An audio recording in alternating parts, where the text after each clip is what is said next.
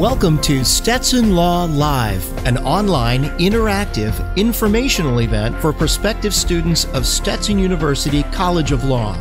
Using Ustream's chat feature, your questions can be answered in real time. And now, your hosts, Professor Charles Rose and Assistant Director for Admissions and Diversity Initiatives, Allana Fortè.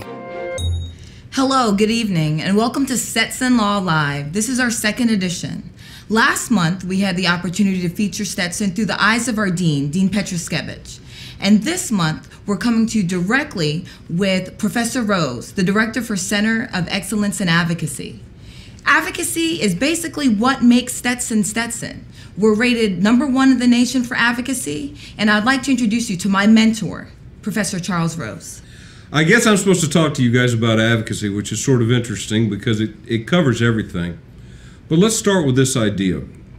When you think about yourself, do you see within yourself a desire to be as much as you can possibly be when you study law? Do you have this need to make certain that you can accomplish as much as you have the ability to accomplish? Because that's a core component of the way that we approach the practice of law, the study of law, and the learning of law at Stetson University College of Law. And it all revolves around the representation of client, the ability to advocate for someone, to stand up and speak on their behalf, and to force every single person who's in the room to listen to your words because they matter. That's what we teach, it's what we do, it's kind of who we are. And my guess is that I'm supposed to talk with you about that. So how might I begin to talk about a subject that's so vast? Well, I would start by saying that law schools orient themselves around different issues. They orient themselves around different specialties. And our specialty is empowering the student to represent other people.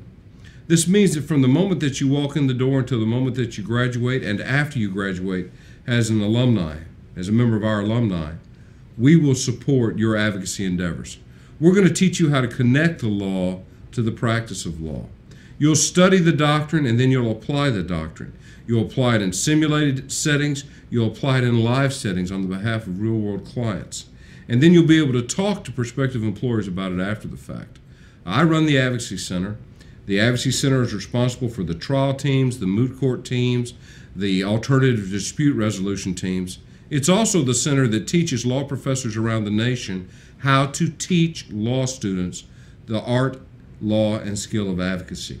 And we do some other things too from time to time that are kind of interesting.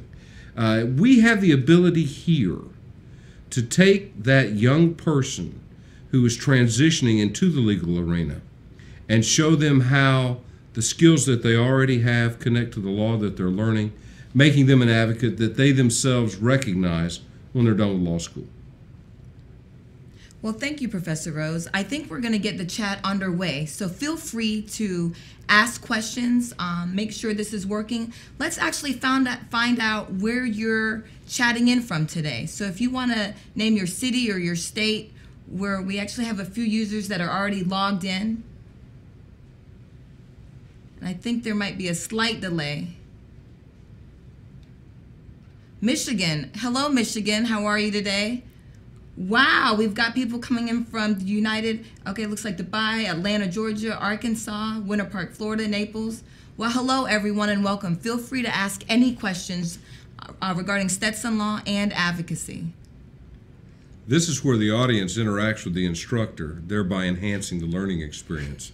I will literally tell you whatever it is you want to know. In fact, I'm probably famous for telling people more than they need to know. In that I think the truth usually is more persuasive than anything else. You're trying to figure out if you're a fit for us, and quite frankly, I'm trying to figure out if you might be one of the people that's on one of my national championship teams here in a couple of years.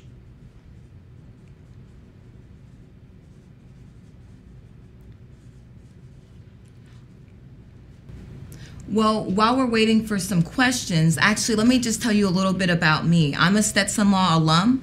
I graduated from Stetson a few years ago, and I had the opportunity to participate in the advocacy concentration. I actually performed the advocacy concentration. I was a fellow for the Center of Excellence in Advocacy, And actually, upon graduation, I was a trial attorney, and so it's actually made a big difference in my life, and I'll tell you a little bit about that later.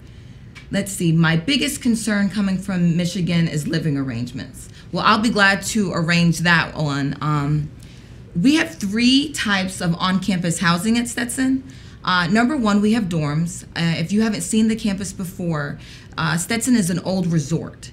And so we actually changed around the dorm rooms, and they used to be old hotel rooms, and the dorms are a really nice place to live on Stetson's campus. We also have an apartment facility that is located about 3 blocks south of campus, Rosa Apartments, where we have great housing units there. There's usually 2 rooms in each apartment. And we also offer housing. We own about 43 houses on the north, south, east, and west block of campus. So you can live either in a dorm, in an apartment, in a house, or you can live in the area. There's a lot of good opportunities to rent or buy in the immediate area of campus. A question for you, Professor Rose. How is law school advocacy team different from college policy debate? Well, policy debate is where you're talking about a substantive issue. I think of college debate classes and college discussions as a theoretical exercise that's really looking at a particular argument that you're putting in place. And putting an argument in place and connecting it to a series of facts or a set of situations is a portion of law school advocacy, but it's not the complete package. Because in the law school, you're learning how to deal simultaneously with the law, the facts of the case, and then the persuasive issues or the morality. Those things that will make a jury or a judge decide the case in your client's favor. It's the difference between, let's say, braiding one piece of yarn with another and 8 or 9 pieces of yarn into a single cohesive rope. It's a completely different level of magnitude. Some of the skills are similar, and some of them are vastly different. If you have college debate experience, if you've done that sort of thing, or if you've even done theater, that can be helpful. But that's just the platform from which you leap into law school. It's not going to put you at the end. It's just going to give you a better start at the beginning. What does Stetson offer in regards to child advocacy? You know, it's a great question. If you come to Stetson Law and you're interested in child advocacy, we have scholars on our faculty who specialize in child advocacy. We also have placements that are specifically designed to allow you to represent individuals dealing with child advocacy problems. For example, if you're in our prosecution clinic here in Pinellas County or in Hillsborough, you may very well be in juvenile court, where you'll be representing either the children who are seeking separation, the state who are trying to separate someone from their family, or the folks who are trying to keep the family together. There is quite a broad range of potential advocacy opportunities in child advocacy, and I would go even further and say that those exist across the board, because it's not just by subject area. The skills apply in a variety of situations. We send folks all over the United States to argue in advocacy competitions on different areas of the law: bankruptcy, international law, sales and credit transactions. All of it comes in there from place to place. I think you'll find that the focus on advocacy becomes transferable regardless of your specific interest from a subject matter perspective. There's another interesting thing that happens. I come to law school and I think I'm going to be one thing, and by the time I graduate I realize that my passion actually lies in another area of the law. And we sort of developed our curriculum to give you enough exposure that you have that opportunity to truly find your passion. Professor Rose, I think that actually ignited a lot of questions that have to do with advocacy competition, the advocacy teams. Can you describe a little bit about the process and how you actually apply or actually try out to compete, and how do you actually make the team? Sure. There are lots of different things that you have to consider if you're going to come to Stetson and be involved in our advocacy world. The first thing that you need to know is that making a team is not required to be part of the advocacy experience at Stetson. In your first year of law school, in fact, in your first semester of law school, if you come to Stetson, you'll get to compete in the opening statement competition. The winner of that competition gets a cash prize, And they also get a bye to the final round of the trial team tryouts the next year.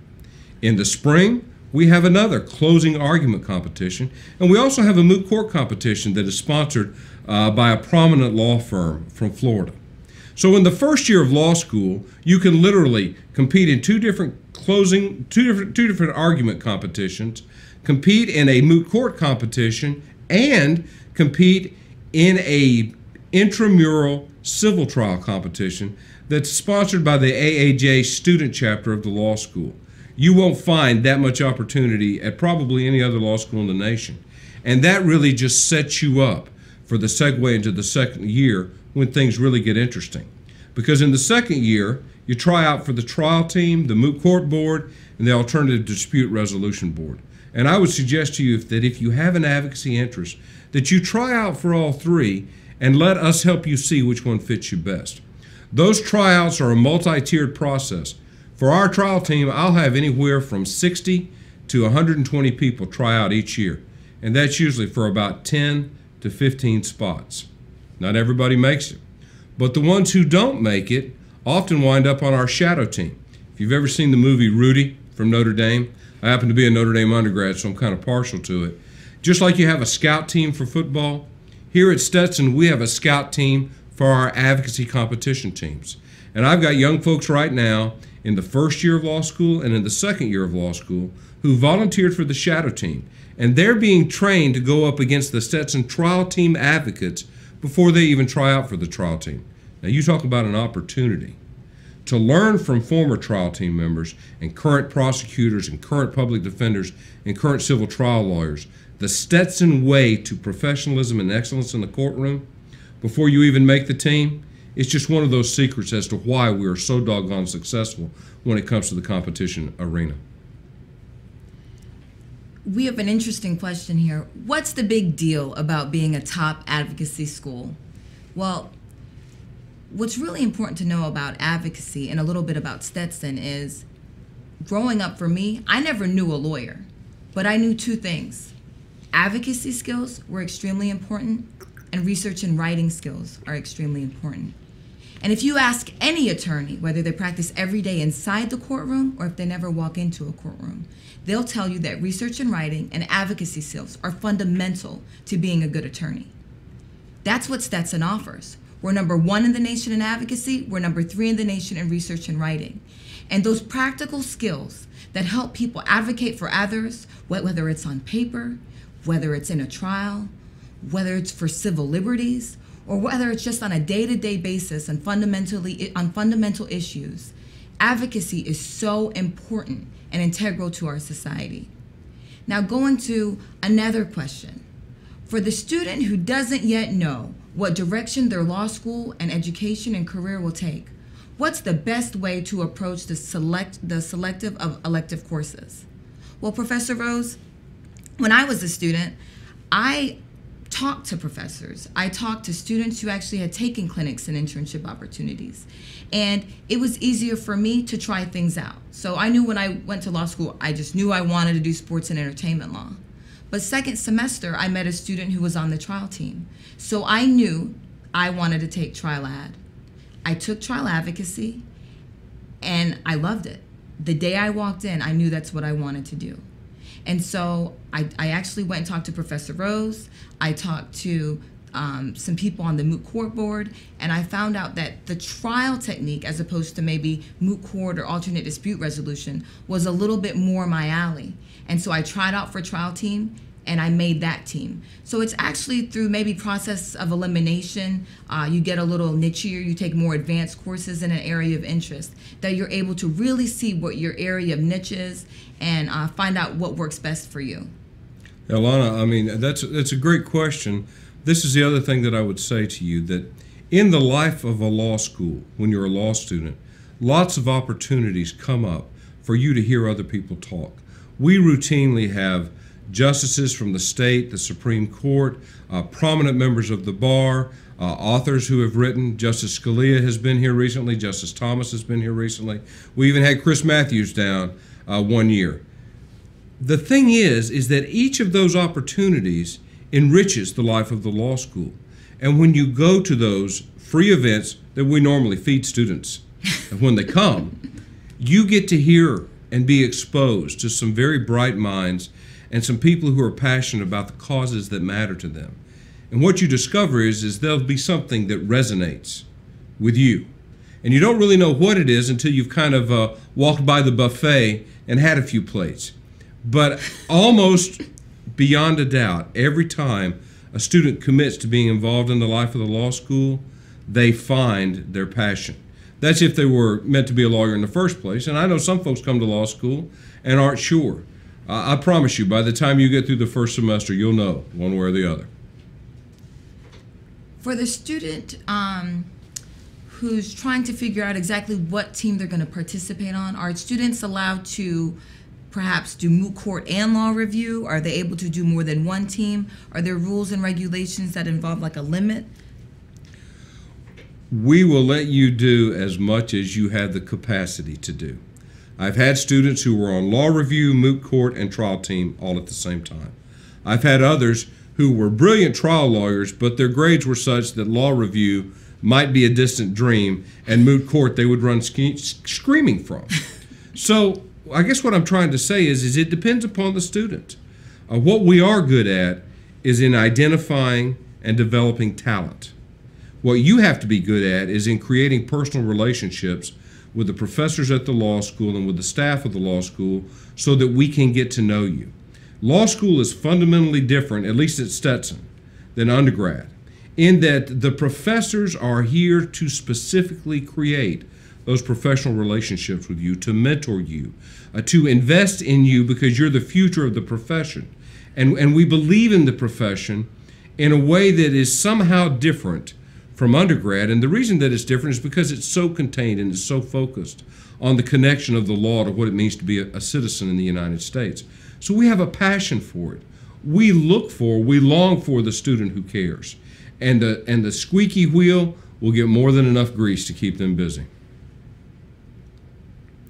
When I was trying out for trial team, I remember the enthusiasm for everyone. We were all in the library, we had our case packet, and we were going through the case to figure out what side we were actually going to take on, and we're assigned our parts, and there's about a week or two that you have to actually prepare for your closing argument competition.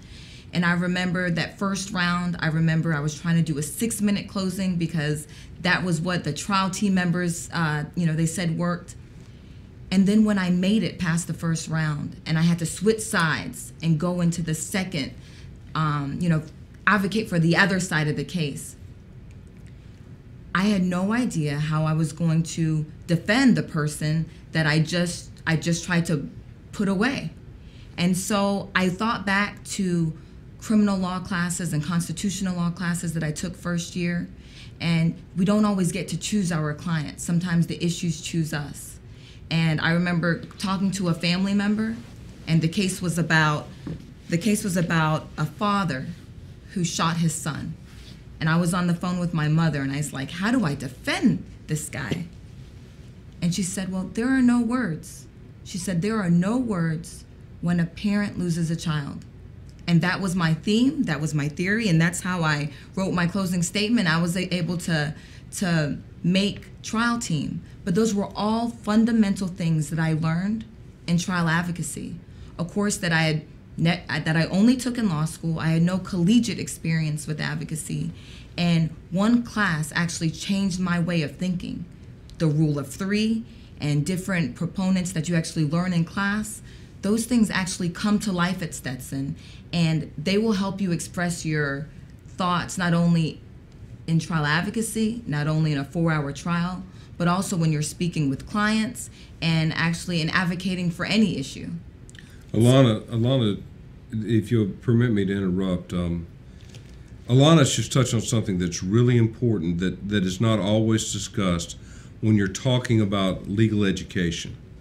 Law school can be a lot of different things depending upon where you go to school. We accept as a value here that you have to understand yourself and you have to be connected to yourself, your own personhood, in order to be an effective advocate. You can't advocate for others without understanding the human condition, without acknowledging it, without having compassion for it, but also holding it accountable where necessary.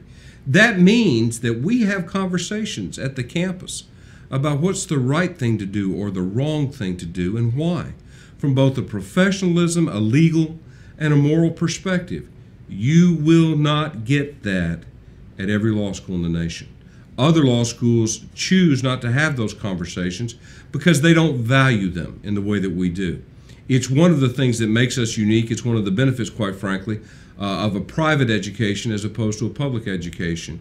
And it sets you free to decide what's important to you and what's not.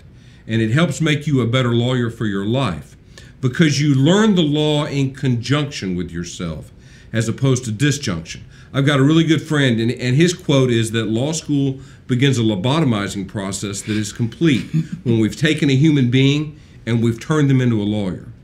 At Stetson, through the advocacy programs and our holistic approach to teaching this stuff, we're going to take the human being and we're going to make them a lawyer, but we're not going to take away your humanity. And that is a core difference between us and a lot of other places. Professor Rose, can you elaborate or actually explain to our viewers that may not know, explain the difference between trial team, moot court, and alternate dispute resolution? Oh, absolutely. Think of them as the different areas that you would potentially represent a client in. Alternative dispute resolution deals with negotiation and mediation, those things that we normally do as part of the pretrial process before we actually get to trial. The trial team deals with the actual conflict between parties before a judge and a case being argued to a jury.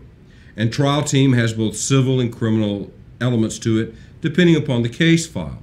Moot court is cleaning up the battlefield afterwards. It's arguing over the law, the way in which the law was interpreted at the trial level, and making changes to the law or interpretations of the law to reverse or to affirm the verdict at the trial level. It's an entire panoply of skills that every lawyer has to understand, regardless of the area of practice that you ultimately wind up in.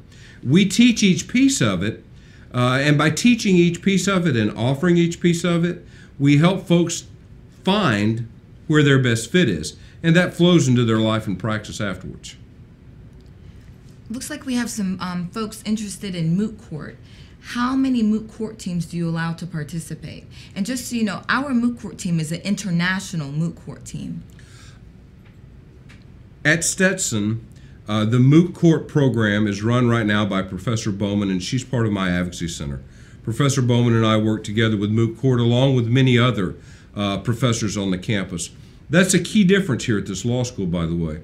If you come to Stetson and you're on the moot court team, rather than having it be a student-run organization where you're trying to get help or you're trying to get advice, we assign, based upon subject matter expertise, a full tenured professor from the faculty to assist you in learning and understanding the law.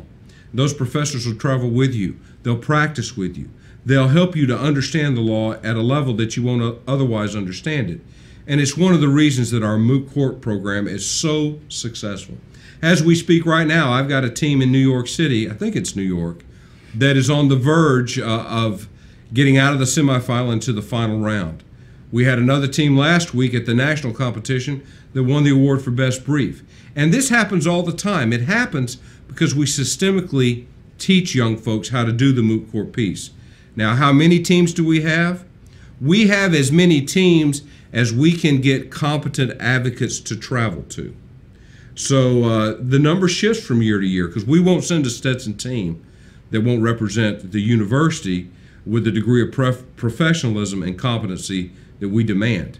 The good story is that I'm always begging the university, the dean of our law school, for more money to send more students because I've got that much talent. And just a quick anecdote about Stetson's trial team. The Chester Bedell competition, we just sent 2 teams to Chester Bedell, and it just so happens that the 2 final teams in the final round, it was Stetson against Stetson. So we knew we were going to win that one. It was just which side, and that just happened this past January. Yeah, it was a great victory for us, but I want to make certain you guys understand that the focus is not on the winning or the losing. The focus is on the education. Because what I want you to be able to do if you come here is that when you call me 5 years from now or 10 years from now to tell me about a case or to ask me about an issue, you'll still be using the skills that you got here. And so I don't teach you to win a competition. I teach you to win in any competition for the rest of your life. And that's the attitude here. It's not a show, it's a preparation for the real world. Another question we have, does part-time attendance at Stetson Law limit one's ability to participate on the various advocacy teams? No, I was on a few teams with part-time students. Professor Rose, do you want to address the amount of time that it takes to be on a trial team or a moot court board? Sure. Different teams require different amounts of time depending upon the complexity of the problem and the level of practice that we have to be effective. Moot court is very easy for a student to do and be a part-time member of the law school. In fact, one of my best coaches now in moot court is a guy named Larry Michaelis, and Larry was a part-time student, and he's one of the best coaches we have now. He coaches for us in his spare time, which he doesn't have much of, but he's incredibly effective.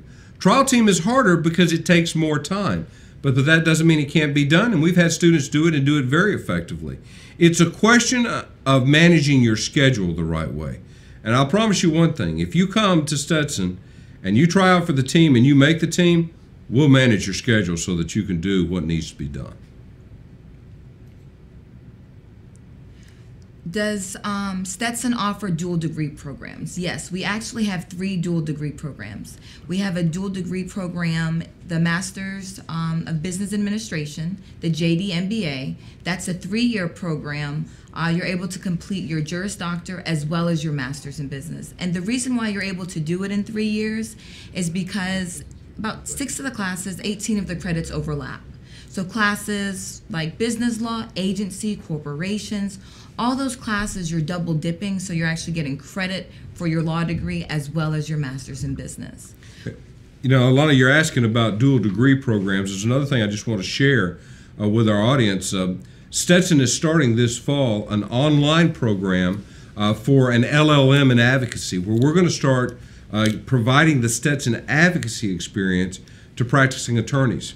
We've purchased a new software package. We have some ways now where I can have you perform an advocacy skill in Minnesota, and I can give you a critique from Florida and teach you in a way that wasn't possible before. We're really excited about it. Some of my JD students are working right now on one of the problems that we're going to be using in that online LLM program as part of their pro bono work. You guys may remember a little case called the Casey Anthony case. Well, we're putting together a fictional version of that that's both a civil and a criminal case. And I've got law students right now using their undergraduate expertise to help write those problems. So there are lots of really exciting opportunities that you can potentially get involved in if you're interested in the advocacy world. You know, as Professor Rose mentions the advocacy world and the skills and the training that we receive here at Stetson, it brings me back to graduating. I remember my first day in court as a law school graduate. I just passed the bar, and my first day I had a motion. I walked in, I met the opposing counsel, and I introduced myself to the judge. We argued the motion, and then afterwards, opposing counsel was like, "You kicked my butt," and I was like, "Oh, I'm sorry." And I said, "Today was my first day." And the judge stopped and said, "Miss Fortè, today's your first day?" And I said, "Yes, Your Honor." And he said, "I thought when you introduced yourself to me, you were doing so because it was your first day in my courtroom. I had no idea that it was your first day in court." He was like, "Did you graduate from Stetson?" And I was like, "Yes, Your Honor." And he said, "Every lawyer I have that is prepared and ready to go on the first day is a Stetson graduate." So that story's not about me. It's really about the type of education and training that you receive as a Stetson graduate. You know, I've seen a couple of questions come across the board asking about, you know, I'm not sure that advocacy is for me. I'm not sure that I want to be involved in it. Do I really need to know this or have it be part of my education? And if it's part of my education and I do it, is that going to hurt my job prospects? Well, I think Allana just gave you some idea of how it doesn't hurt your job prospects, because that conversation that you have in front of the judge when you look competent on a motion is the same conversation that you have in front of a law partner who's interviewing you when you're talking about how you understand workload and the writing that you've done and the arguments that you've made. If you come to Stetson and you get involved in our advocacy program, you will find yourself on the web as an example for other folks. You can also use those examples to help you in your job interview process. What do I mean? Well, we have this thing at Stetson called the Online Advocacy Resource Center. And it's a digital database that we've created for our law students to use that allow them to see the skill in action before they have to perform it in class. This Online Advocacy Resource Center is so popular that we have given it away for free to every single public service attorney in the nation so that they can use it to brush up on their skills. Now imagine for a moment that you come here to Stetson, you introduce yourself to me, which would probably be a good idea if you're interested in advocacy, and sometime in the next 2 years, you're in front of one of these cameras and you're doing a direct examination or a closing argument, or you're making an argument to a judge on a moot court issue, and then that goes into the Online Advocacy Resource Center, or it gets posted onto the YouTube channel. That's right, I've got a YouTube channel. It's called Trial Advocacy. You might want to check it out. You'll see some Stetson students there right now. Now you've got a link that when you go to interview with a senior partner and they say, well, can you really do this? You say, well, sir, if you'll go look at this URL, or ma'am, if you'll go check me out on the Online Advocacy Resource Center, you'll be able to see me in action. That's a digital portfolio.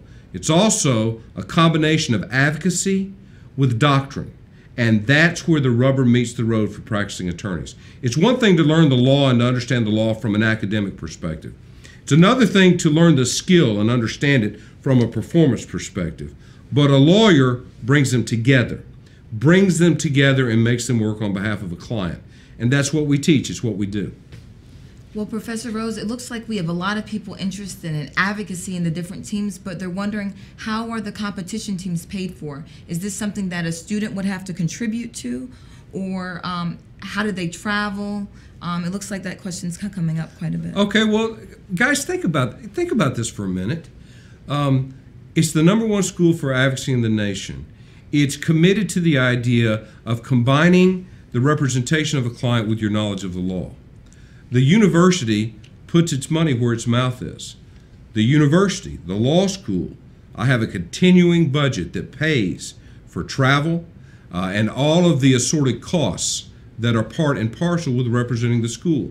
Because at Stetson, we're committed to excellence in our presentation of advocacy, and so we do it right. You work hard, but the benefits are substantial if you're on one of the skills teams. It makes a difference, and we don't do it on the cheap, and we don't do it ineffectively. And we're also not going to ask you to pay for it. Professor Rose described the moot court as cleaning up after a trial. Can you please expand on this, and why is it important? Well, when I say cleaning up after the trial, what I am talking about are the appellate legal arguments that shape and change the law of the United States, because we're a common law country. When you think of a Supreme Court decision, that's an appellate argument that's been built upon an appellate case that happened at the circuit court level that was built initially on a case that happened at the trial level. So the moot process defines, clarifies, and develops our understanding of the law under which we all live. Brown versus Board of Education, for example, the opinion that did away with segregation in schools, that's a moot court opinion. That's a moot court argument. The skills that you learn in moot court are applicable across the board.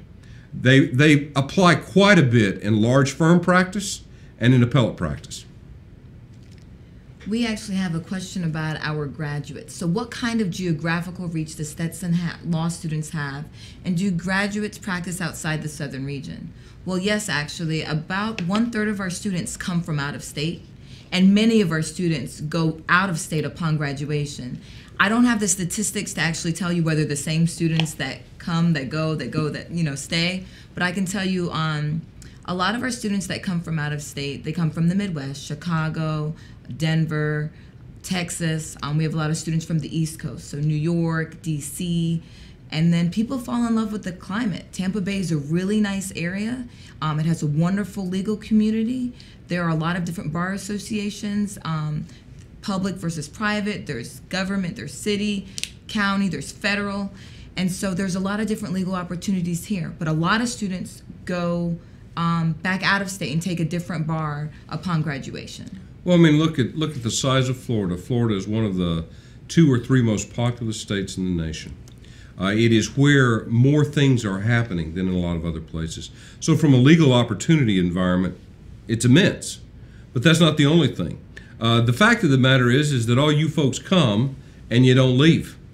And so what we wind up with is a rich community of transplants. Most folks are not native Floridians. I myself did not come from Florida. I did not grow up in Florida. I come from a place that's much further south, the state of Alabama. So we come here and then we don't leave. But the skills are transferable. This is not a law school that will only teach you to be a Florida lawyer. It's a law school that will teach you to be a lawyer. And we don't just compete or show up in Florida competitions. In the last year, off the top of my head, New York, Buffalo, Chicago, San Antonio, San Diego, Los Angeles, San Francisco, Vienna, Austria, Singapore. These are the places that we send Stetson teams. We are, in fact, the last United States university to win the VIS competition. In fact, we're the only U.S. law school in the last 10 years to have won it. And we travel nationally and internationally. When Stetson comes to an event, it makes the event a better event from an advocacy perspective, and we get more invitations than we have bodies to send.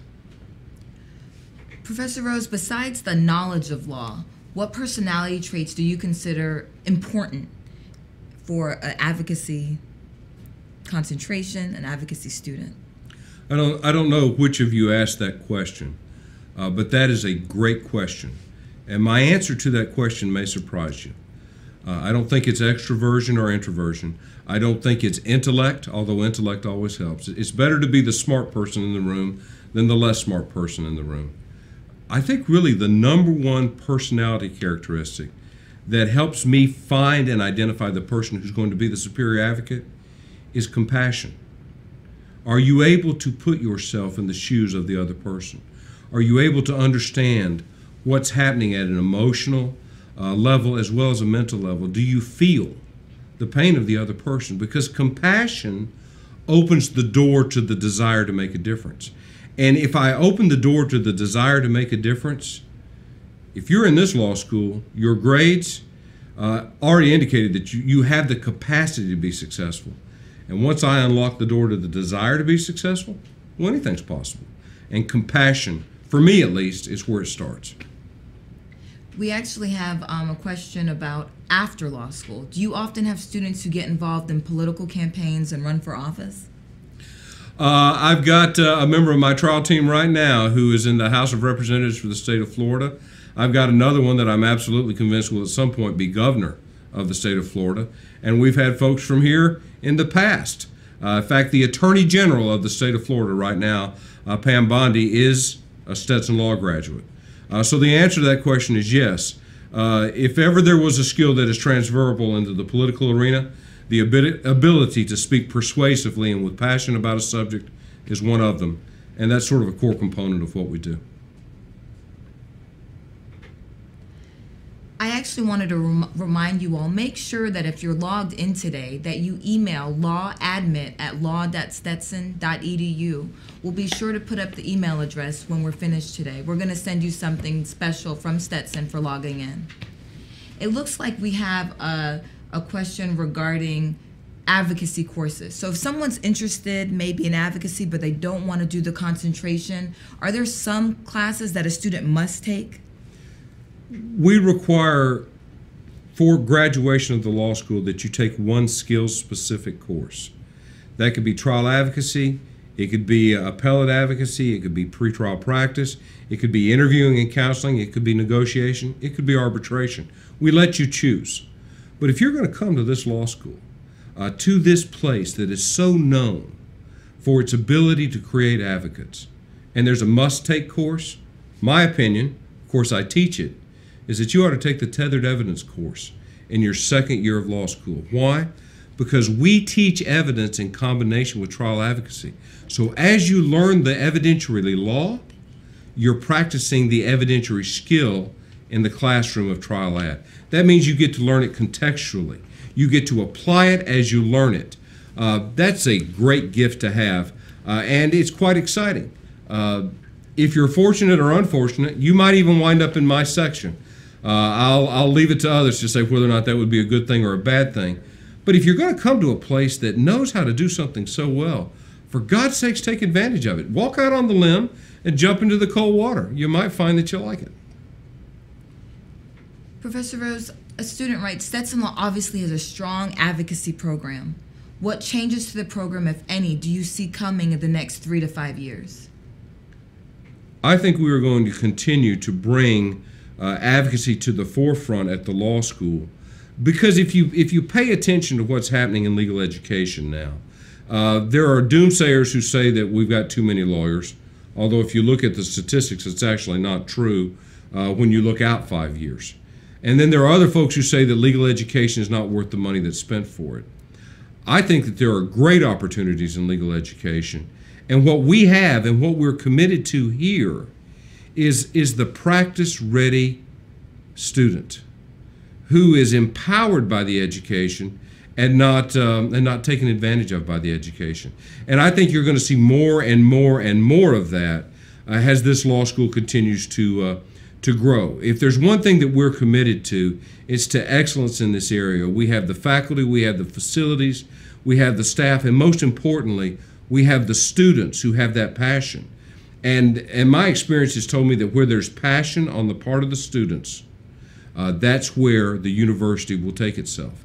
And as long as we have that, then we're going to be okay. Quite frankly, it's the reason that I'm willing to sit here and talk with you this afternoon, because there may be one of you out there that's going to come here and change the world for this law school. And if you're there, I want you. And you ought to want us too. Professor Rose, besides advocacy, what are the other concentrations that Stetson offers? That's a great question. You can study higher education law here. You can study elder law. We are one of the preeminent elder law institutions in the nation. Professor Becky Morgan runs that program, and she is, what would be the right word to use? The guru. I was going to say the bomb, but I think that's dated at this point. Becky is nationally and internationally known for her interest and her ability in elder law. We've also developed a concentration in environmental law now. We have a very strong environmental law faculty, and we have a social justice advocacy program. If your thought from a law perspective is that I want to make a difference, whether it's race, gender, or whatever cause you want to be an advocate for, we have an entire concentration that teaches you how to do that. And that's a very unique thing. It's a very powerful thing.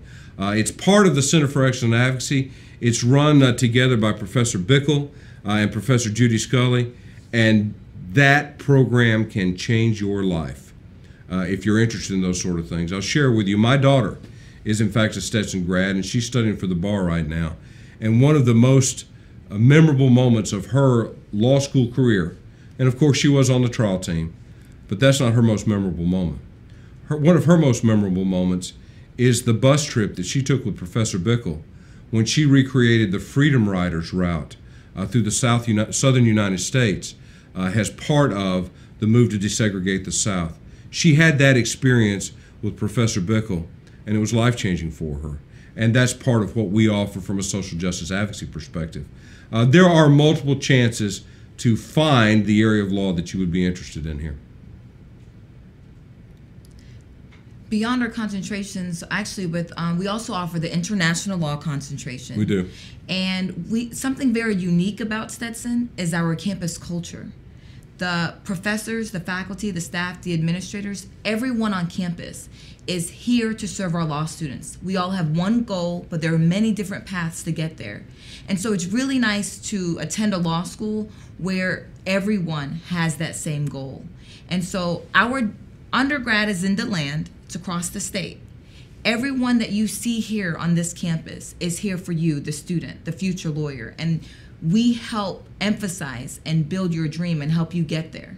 So that's something unique that we have to offer that I think that you should know. So if you can't come visit, please feel free to do our virtual tour online. Feel free to call me if you'd like to talk to Professor Rose. We can arrange that as well, or any of our distinguished faculty. Allana, you're not, if you come to law school here, you're not coming here to be a student for 3 years and then just go away.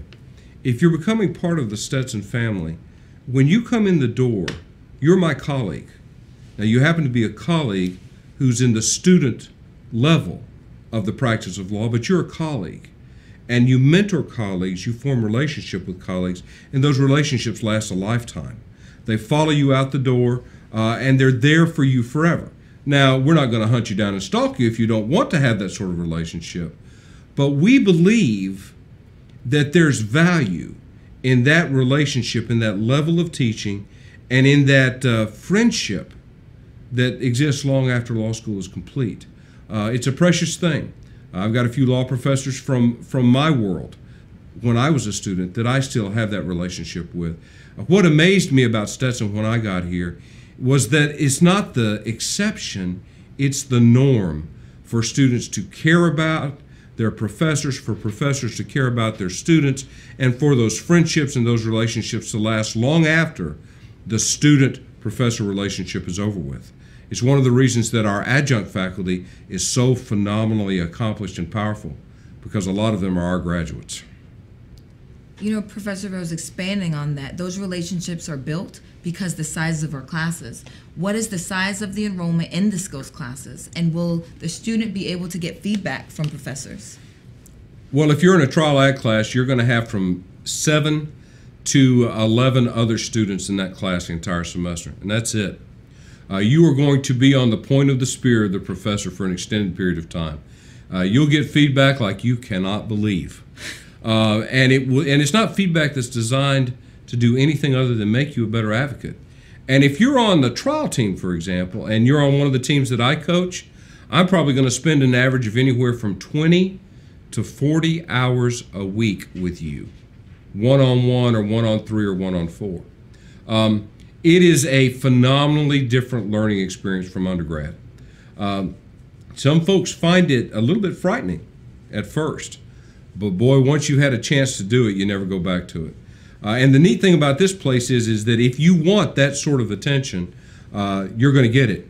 And if you don't want that sort of attention, we're not going to make you take it, but you'd really be losing an opportunity if you didn't take advantage of it.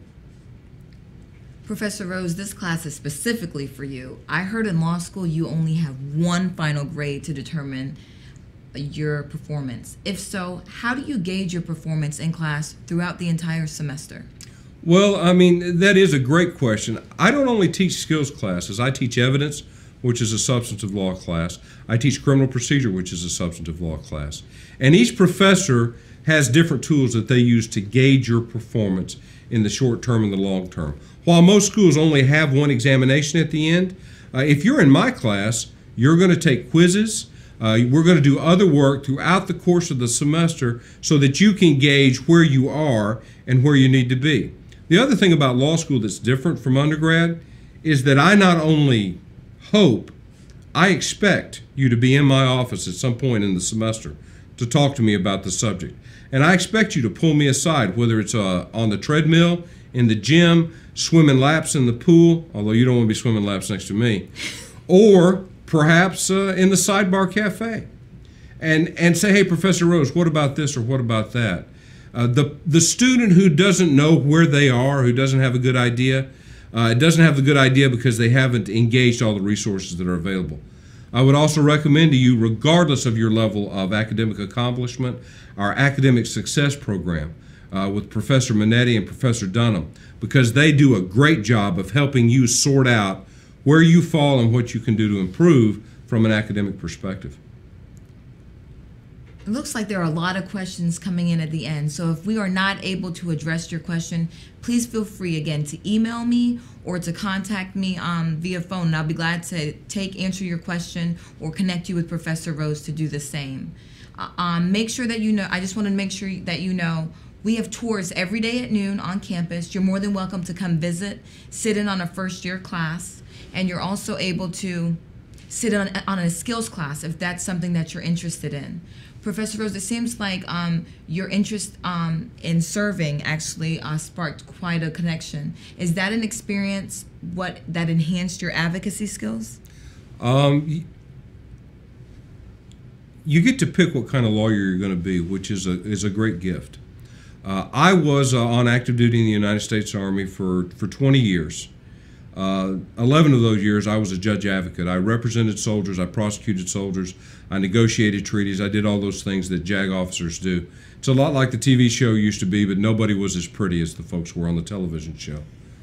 But what I got from that was an understanding of the phenomenal value of service, and service through fidelity to the law. And so for me, that commitment to service that was part and parcel of being in the Army has carried over into the commitments to service at the law school. If you take a close look at Stetson, you'll see that's kind of a shining light, is that everybody has a passion for something that they care about in the law, and then the law school rewards that passion with opportunity. We have a Veterans Law Institute here that does policy, representation, and pro bono work for the veterans community.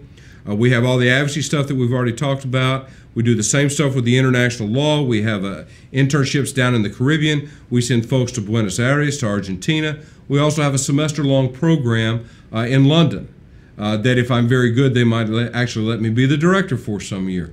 But I just mention it because there is such a wealth of potential at a school like this. And the problem is not finding something to do. The problem is prioritizing and deciding what you can do and what you can't. And that's an environment that you want to place yourself in. Thank you, Professor Rose. Kirby, looks like we're going to end on your question. How does the law school connect students with alumni? And how far-reaching is the alumni network? We have alumni all over the world. We have alumni in every state. The good thing about Stetson is we're the first and the oldest law school in Florida. So we've been around since 1900. Our alumni base is the biggest in Florida because of that, but we're internationally known. And so we do a really good job, especially during your first year, around November 20th, of matching you up with alumni if you're interested, let's say, in practicing in another state, in a specific area or interest of law. You will make those connections. We have on-campus as well as off-campus networking sessions, so you're able to make those connections. We actually show you how to use online tools so you're able to reach out to alumni on your own if that's something that you choose. So Stetson is not quiet when it comes to our alumni connections, our alumni network, and actually our alumni is actually responsible for the most of our scholarships, so they help with that as well. Well, and Allana, don't forget about the concentration programs. If you apply for and are accepted in the concentration program in elder law, advocacy, international law, and I think we're working on one for higher ed, but I don't remember. If you're in one of those concentration programs, part of that is being matched with a mentor in the practicing community. And those mentors are usually, but not always, Stetson lawyers. That's another place where our alumni comes into play. Absolutely. Well, thank you so much for joining us today on Stetson Law Live. It was great talking to you about advocacy. We hope to see you in the future talking about another concentration or another benefit that Stetson has to offer. Please be sure to email me at lawadmit@law.stetson.edu so I can send you something special for joining us today. By the same token, I'll tell you what I tell any group that I ever talk to. I'm on the web. I'm easy to find. My email address here is crose@law.stetson.edu. I love this place and I love what we do. And if you have questions and want to ask a professor and not an administrator, you please feel free to email me as well.